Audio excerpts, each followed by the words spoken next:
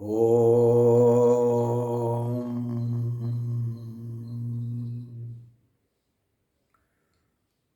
Om.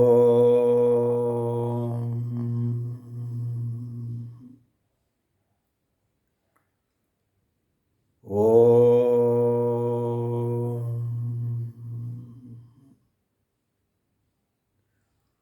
Dear friends, Namaste. Today, in this session,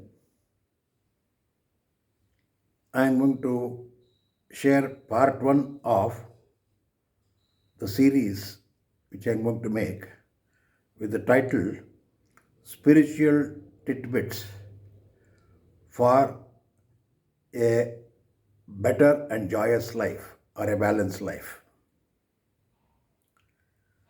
In our daily life, we have compelling necessity to deal with or interact with things and beings around us.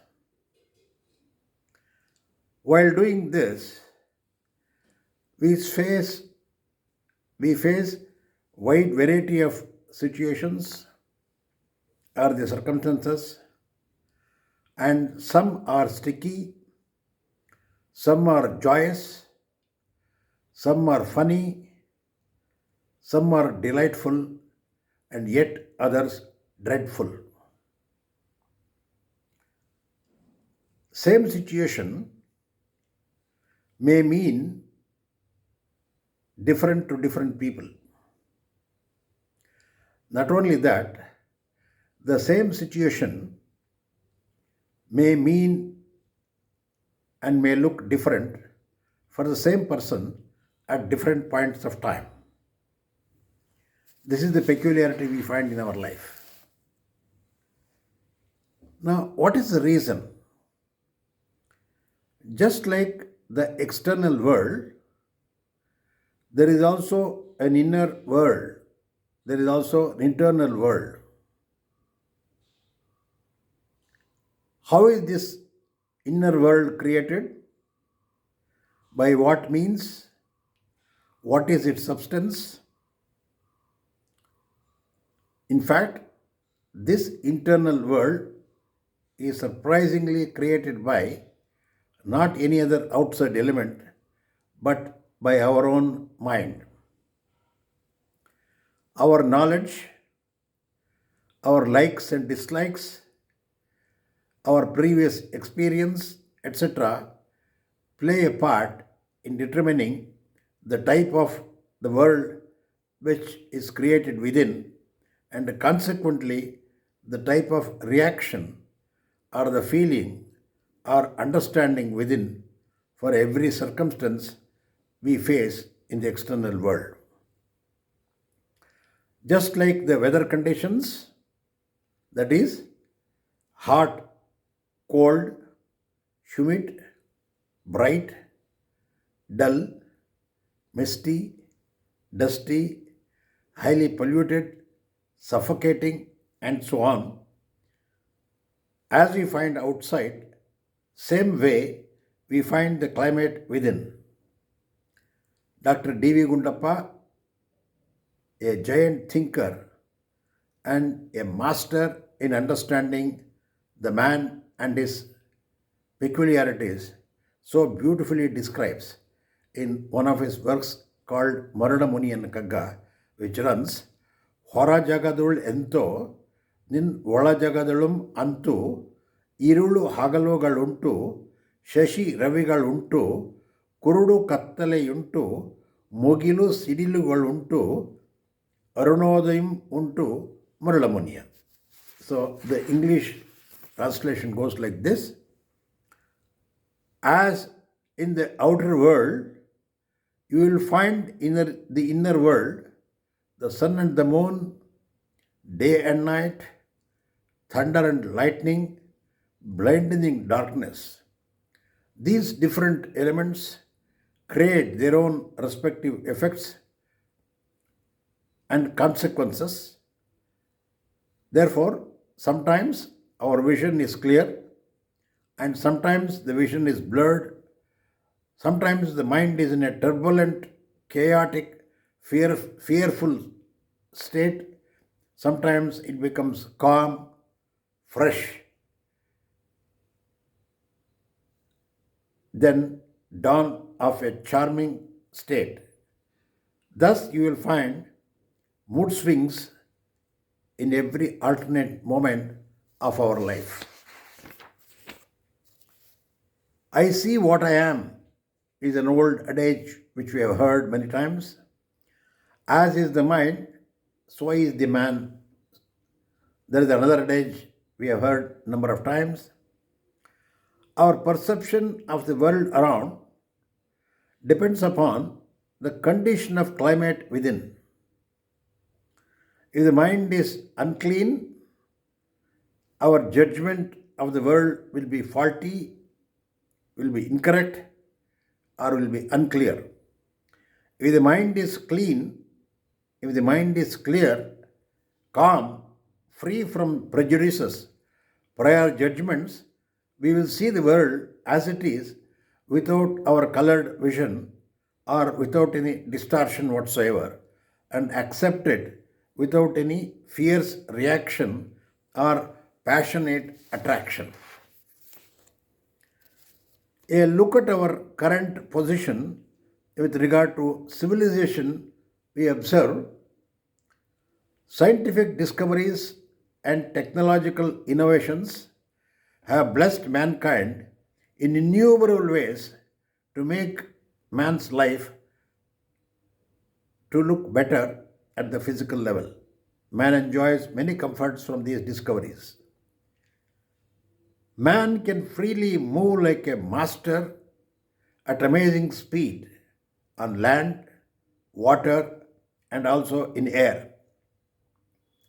With the discovery of mobile phones, internet, WhatsApp, emails, etc., man can transmit news and views to any corner of the world in twinkling of an eye.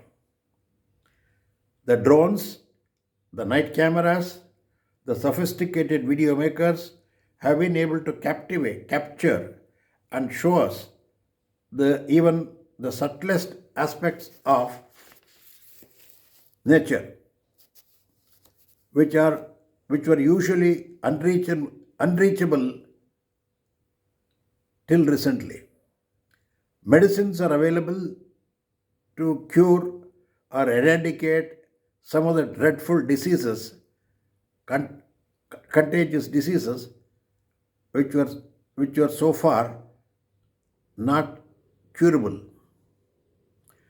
Similarly, in the space technology, man has made great strides, and it is so amazing that how from the planets which are several lakhs or even several lakhs away from us can send pictures, and also there are some space flights which are sent along with man. What an amazing discovery, what an amazing inroad man has made into in decoding the mystery of nature.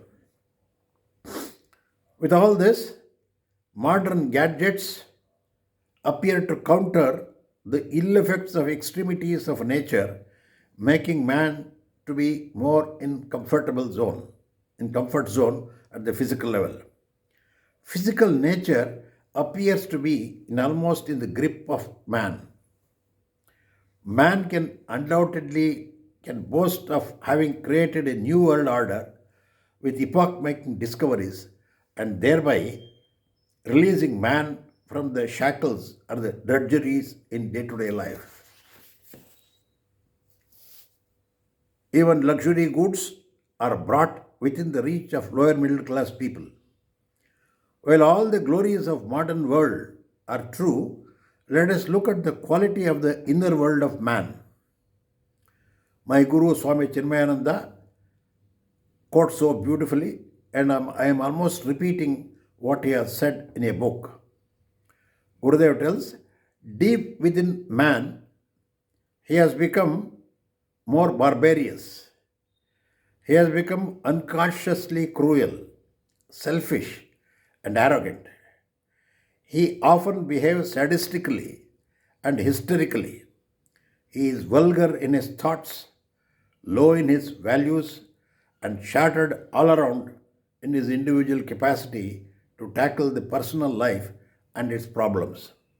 In short, the age has failed because man has lost his mastery over the self.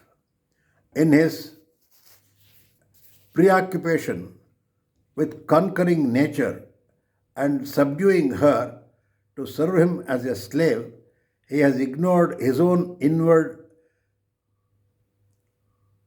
position, inward self. He has left his subtler perceptions underdeveloped, undeveloped, and naturally, like an ownerless garden, the inner world has grown into a jungle.